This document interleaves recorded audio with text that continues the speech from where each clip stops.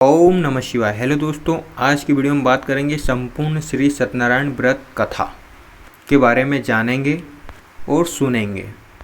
पुराणों और ग्रंथों के अनुसार श्री सत्यनारायण व्रत कथा को सुनने से भी सौभाग्य की प्राप्ति होती है। सत्य को ईश्वर मानकर निष्ठा के साथ कोई भी प्राणी या जीव यदि इस व्रत व कथा का श्रवण कर लेता है तो उसे इससे निश्चित ही मनवांछित फल की प्राप्ति होती है। कई पाठकों का प्रश्न होता है कि सत्यनारायण भगवान की कथा कब करनी चाहिए, तो यथार्थ अनुसार सत्यनारायण भगवान की पूजा के लिए आपको सिर्फ शुद्ध मन और सामग्री इकट्ठा कर लीजिए। किसी भी शुभ दिन पूजा कर लीजिए, इसमें कोई हर्ज नहीं है। शास्त्रों में कहा गया है कि सत्यनारायण कथा कराने से हजारों साल तक किए गए यज्ञ के बराबर फल मिलता है और बुराइयों का नाश होता है और सुख समृद्धि बनी रहती है। बोलिए सत्यनारायण भगवान की जय। चलिए कथा शुरू करते हैं। श्री सत्यनारायण व्रत कथा प्रथम अध्याय।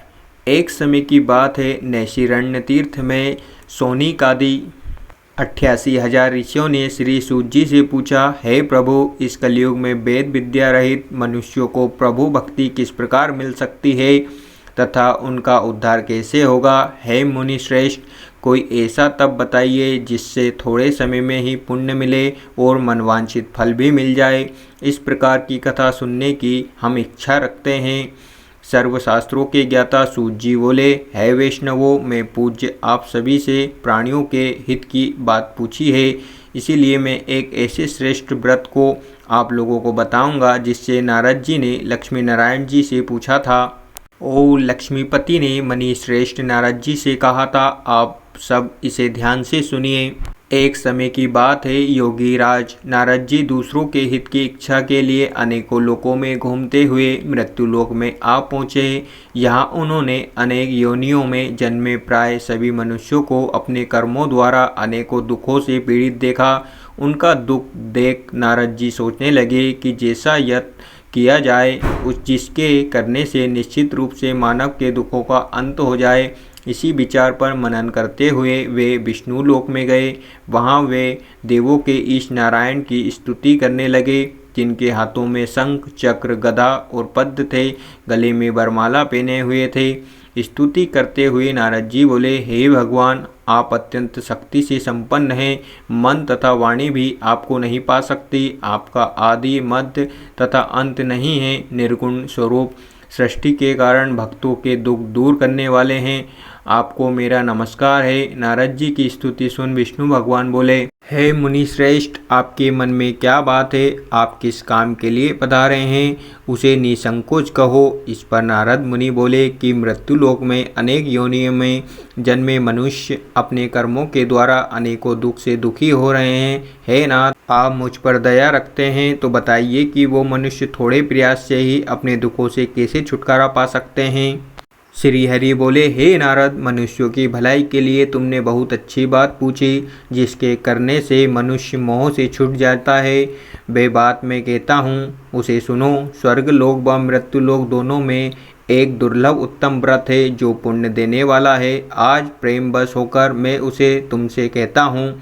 श्री सत्यनारायण भगवान का ये व्रत अच्छी तरह विधान पूर्वक करने से मनुष्य तुरंत ही यहाँ सुख भोग कर मरने पर मोक्ष पाता है। श्री हरि के वचन सुन नारद जी बोले कि उस व्रत का फल क्या है और उसका विधान क्या है? ये व्रत किसने किया था? इस व्रत को किस दिन करना चाहिए?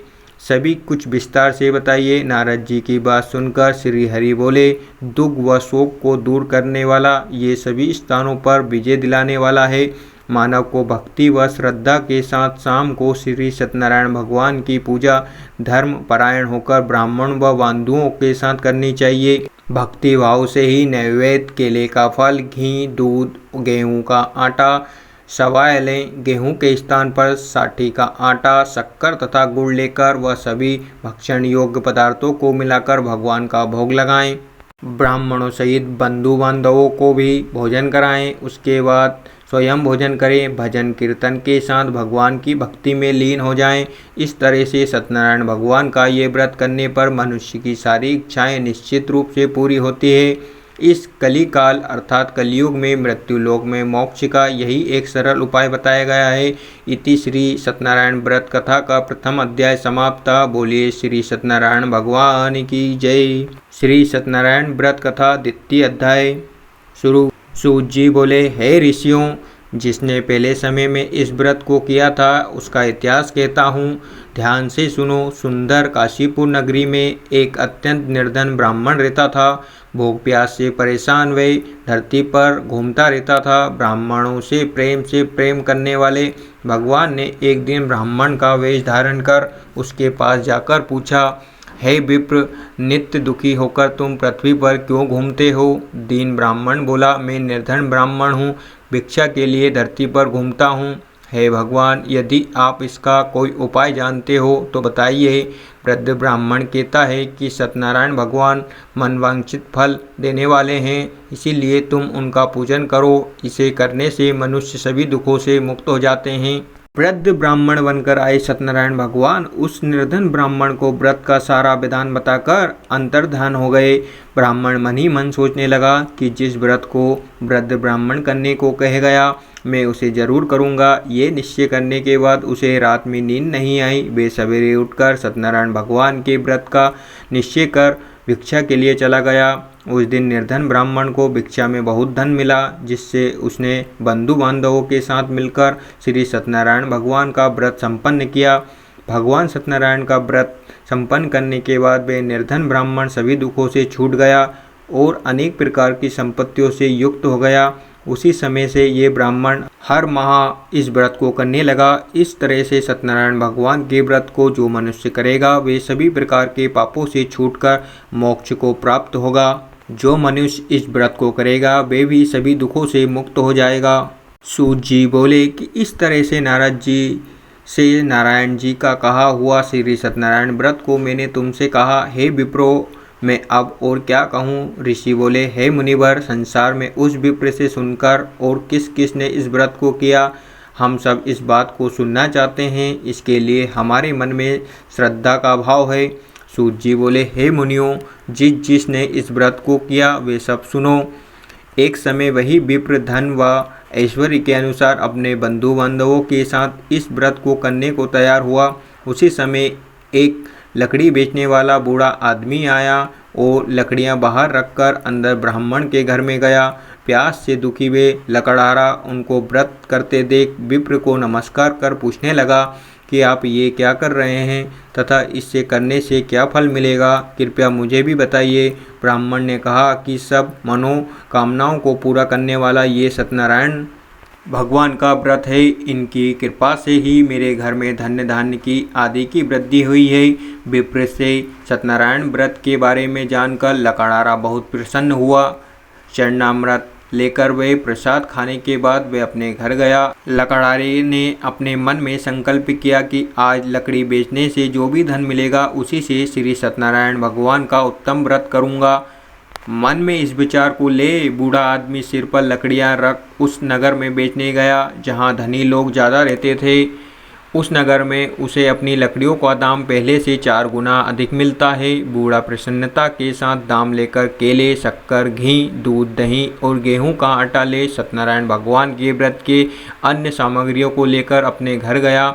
वहाँ उसने अपने बंधु बांधवों को बुलाकर विधि विधान से सत्यनारायण भगवान का पूजन और व्रत किया।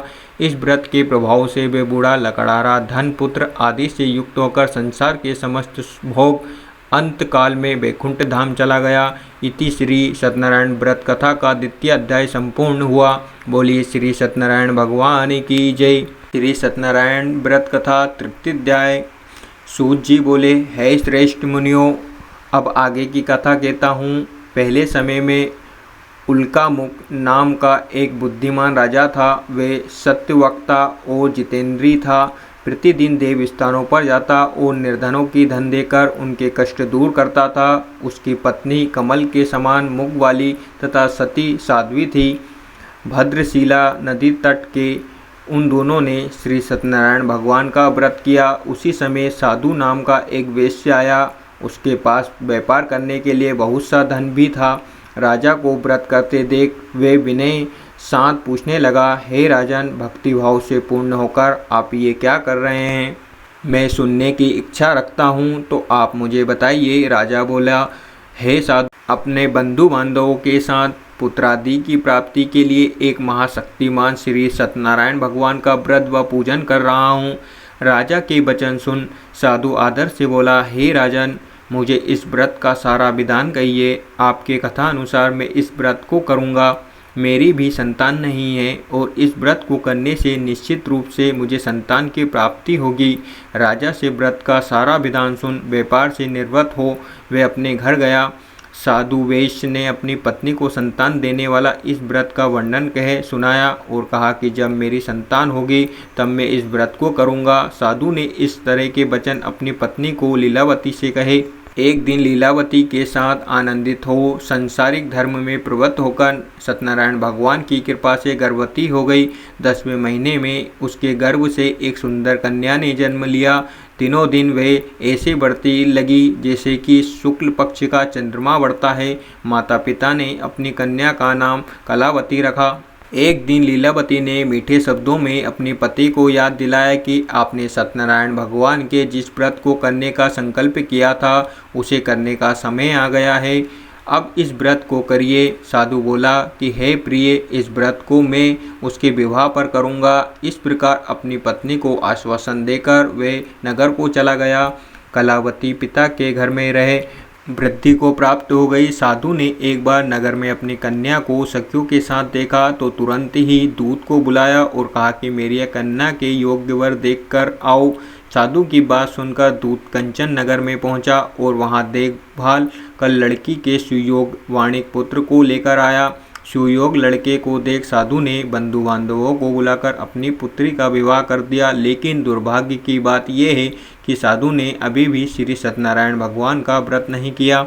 इस पर श्री भगवान क्रोधित हो गए और श्राप दिया कि साधु को अत्यधिक दुख मिले। अपने कार्य में कुशल साधु बनिए जमाई को लेकर समुद्र के पास स्थित होकर रत्नासारपुर नगर में गया। वहां जाकर दामाद ससुर दोनों मिलकर चंद्रकेतु राजा के नगर में व्यापार करने लगे। एक दिन भगवान सत्यनारायण की माया में एक चोर राजा का धन चुराकर भाग रहा था। उसने राजा के सिपाहियों को अपना पीछा करते देख चुराया हुआ धन वहां रख दिया जहां साधु अपने जमाई के साथ ठहरा हुआ था। राजा के सिपाहियों ने साधु वेश्य के पास राजा का धन पड़ा देखा तो वे ससुर जमाई दोनों को बांधकर प्रसन्नता से राजा के पास ले आए और कहा कि उन दोनों चोरों को हम पकड़ लाए हैं, आप आगे की कार्रवाई की आज्ञा दें। राजा की आज्ञा से उन दोनों को कठिन कारावास में डाल दिया गया और उनका सारा धन भी उनसे छीन लिया गया। श्री सत्यनारायण भगवान से श्राप से साधु की पत्नी भी बहुत दुखी हुई। घर में जो धन रखा था उसे चोर चुरा ले गए। शारीरिक तथा मानसिक पीड़ा व भूख प्यास से अति दुखी हो अन्न की चिंता में कलावती के ब्राह्मण के घर गई। वहाँ उसने श्री सत्यनारायण भगवान का व्रत होते देखा। फिर कथा भी सुनी और वे प्रसाद ग्रहण कर वे रात को घर वापस आई। माता के कलावती से पूछा कि हे पुत्री, अब तक तुम कहाँ थी, तेरे मन में क्या है? कलावती ने अपनी माता से कहा, हे माता, मैंने एक ब्राह्मण के घर में श्री सत्यनारायण भगवान का व्रत देखा। कन्या के वचन सुन लीलावती भगवान के पूजन की तैयारी करने लगी। लीलावती ने परिवार व बंधुओं सहित सत्यनारायण भगवान का पूजन किया और उनसे वर मांगा, मेरे पति तथा जमाई शीघ्र घर आ जाएं। साथ ही ये भी प्रार्थना की कि मेरे पति तथा जमाई शीघ्र घर आ जाएं। साथ ही ये भी प्रार्थना की कि हम सब का अपराध क्षमा करें। श्री सत्यनारायण भगवान इस व्रत से संतुष्ट हो गए और राजा चंद्रकेतु को सपने में दर्शन दे कहा कि हे राजन, तुम उन दोनों को वेश्यों को छोड़ दो और तुमने उनका जो धन लिया है उसे वापस कर दो। अगर ऐसा नहीं किया तो मैं तुम्हारा धन, राज्य व संतान सभी को नष्ट कर दूंगा। राजा को ये सब कहकर वे अंतर ध्यान हो गए। प्रातःकाल सभा में राजा ने अपना सपना सुनाया। फिर बोले कि वणिक पुत्रों को कैद से मुक्त कर सभा में लाओ। दोनों ने आते ही राजा को प्रणाम किया। राजा मीठी वाणी में बोला, हे महानुभाव, भाग्यवश ऐसा कठिन दुख तुम्हें प्राप्त हुआ, लेकिन अब तुम्हें कोई भय नहीं। ऐसा कह राजा ने उन दोनों को नए वस्त्र भूषण पहनाए और जितना धन उनका लिया था उनसे 2 गुना धन वापस कर दिया। दोनों वेश अपने घर को चल दिए। इति श्री सत्यनारायण व्रत कथा का 33 अध्याय संपूर्ण हुआ। बोलिए श्री सत्यनारायण भगवान की जय। श्री सत्यनारायण भगवान का 4th अध्याय। सूत जी बोले, वैश्य ने मंगलाचार्य कर अपनी यात्रा आरंभ की और अपने नगर की ओर चल दिए। उनके थोड़ी दूर जाने पर एक दंडी वेशधारी श्री सत्यनारायण ने उनसे पूछा, हे साधु, तेरी नाव में क्या है? अभिवाणी वाणिक हंसता हुआ बोला, हे दंडी, आप क्यों पूछते हो? क्या धन लेने की इच्छा है? मेरी नाव में तो बेल व पत्ते भरे हुए हैं। वेश्य के कठोर वचन सुन भगवान बोले, तुम्हारा वचन सत्य हो। दंडी ऐसे वचन के वहाँ से दूर चले गए। कुछ दूर जाकर समुद्र के किनारे बैठ गए। दंडी जाने के बाद साधु वेश्य ने नित्य क्रिया के पश्चात नाव को ऊंची उठते देखकर अचंभव माना और नाव में बेल पत्ते आदि देख वे मूर्छित जमीन पर गिर पड़ा। मूर्छा खुलने पर वे अत्यंत शोक में डूब गया। तब उसका दामाद बोला कि आप शोक ना मनाएं, ये दंडी का शाप है, इसीलिए हमें उनकी शरण में जाना चाहिए, तभी हमारी मनोकामना पूरी होगी। दामाद की बात सुनकर वे दंडी के पास पहुंचा और अत्यंत भक्तिभाव नमस्कार करके बोला, मैंने आपसे जो असत्य वचन कहे हैं उनके लिए मुझे क्षमा दें। ऐसा कहकर महान शोकातुर हो रोने लगा। तब दंडी भगवान बोले, हे वणिक पुत्र, मेरी आज्ञा से बार बार तुम्हें दुख प्राप्त हुआ है, तू मेरी पूजा से विमुख हुआ। साधु बोला, हे भगवान, आपकी माया से ब्रह्मा आदि देवता भी आपके रूप को नहीं जानते, तब मैं अज्ञानी कैसे जान सकता हूँ? आप प्रसन्न होइए, मैं सामर्थ्य के अनुसार आपकी पूजा करूँगा, मेरी रक्षा करो और पहले के समान नौका में धन भर दो। साधु वेश्य के भक्तिपूर्वक वचन सुनकर भगवान प्रसन्न हो गए और उसकी इच्छा अनुसार वर देकर अंतर्ध्यान हो गए। ससुर जमाई जब नाव पर आए तो नाव धन से भरी हुई थी। फिर वहीं अपने अन्य साथियों के साथ सत्यनारायण भगवान का पूजन कर अपने नगर को चल दिए। जब नगर के नज़दीक पहुँचे तो दूत को घर पर खबर करने के लिए भेज दिया। दूत साधु की पत्नी को प्रणाम कहता कि मालिक अपने दामाद सहित नगर के निकट आ गए। दूत की बात सुन साधु की पत्नी लीलावती ने बड़े हर्ष के साथ सत्यनारायण भगवान की पूजन कर अपनी पुत्री कलावती से कहा कि मैं अपने पति के दर्शन किए जाती हूँ, तू कार्य पूर्ण कर शीघ्र आ जा। माता के ऐसे वचन सुन कलावती जल्दी में प्रसाद छोड़ अपने पति के पास चली गई। प्रसाद की अवज्ञा के कारण श्री सत्यनारायण भगवान रुष्ट हो गए और नाव सहित उसके पति को पानी में डुबो दिया। कलावती अपने पति को वहां ना पाकर रोती हुई जमीन पर गिर गई। नौका को डूबा हुआ देख वे कन्या को रोता देख साधु दुखी होकर बोला, हे प्रभु, मुझसे तथा मेरे परिवार से जो बोल हुई उसे क्षमा करें। साधु के दीन वचन सुनकर श्री सत्यनारायण भगवान प्रसन्न हो गए और आकाशवाणी हुई, हे साधु, तेरी कन्या मेरे प्रसाद को छोड़कर आई है, इसीलिए उसका पति अदृश्य हो गया। यदि वे घर जाकर प्रसाद खाकर लौटती है तो उसे इसका पति अवश्य मिलेगा। ऐसी आकाशवाणी सुनकर कलावती घर पहुंचकर प्रसाद खाती है और फिर आकर अपने पति के दर्शन करती है। इसके बाद साधु अपने बंधु बांधव सहित श्री सत्यनारायण भगवान का विधि विधान से पूजन करता है। इस लोक का सुख भोग वे अंत में स्वर्ग जाता है। श्री सत्यनारायण व्रत कथा का 4th अध्याय संपूर्ण हुआ। बोलिए श्री सत्यनारायण भगवान की जय। श्री सत्यनारायण व्रत कथा का 5वां अध्याय। सूत जी बोले, हे ऋषियों, मैं और भी एक कथा सुनाता हूँ, उसे भी ध्यानपूर्वक सुनो। प्रजा पालन में लीन तुंगध्वज नाम का एक राजा था। उसने भी भगवान का प्रसाद त्याग कर बहुत ही दुख सहन किया। एक बार वन में जाकर वन पशुओं को मारकर वे बड़ के पेड़ के नीचे आया। वहां उसने ग्वालों को भक्ति भाव से अपने बंधुओं सहित सत्यनारायण भगवान का पूजन करते देखा। अभिमान बस राजा ने उन्हें देखकर भी पूजा स्थान में नहीं गया और न ही उसने भगवान को नमस्कार किया। ग्वालों ने राजा को प्रसाद दिया, लेकिन उसने वह प्रसाद नहीं खाया और प्रसाद को वहीं छोड़ वह अपने नगर को चला गया। जब वहां नगर में पहुंचा तो वहां सब कुछ तहस नहस हुआ पाया। तो वह शीघ्र ही समझ गया कि ये सब भगवान ने ही किया है। वह दोबारा ग्वालों के पास पहुंचा और विधि पूर्वक पूजा का प्रसाद खाया तो श्री सत्यनारायण भगवान की कृपा से सब कुछ पहले जैसा हो गया।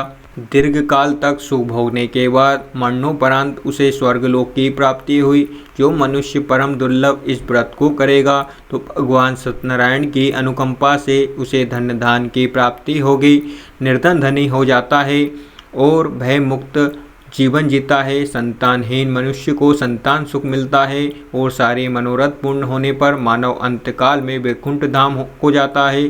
सूत जी बोले, जिन्होंने पहले इस व्रत को किया है अब उनके दूसरे जन्म की कथा कहता हूँ। वृद्ध सतानंद ब्राह्मण ने सुदामा का जन्म लेकर मोक्ष की प्राप्ति की। लकाड़ारे ने अगले जन्म में निषाद बनकर मोक्ष प्राप्त किया।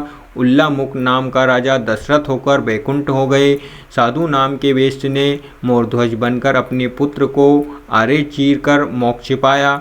महाराज तुगध्वज ने स्वयंभू होकर भगवान में भक्ति युक्त हो कर्म को मोक्ष पाया। इति श्री सत्यनारायण व्रत कथा का 5वां अध्याय संपूर्ण हुआ।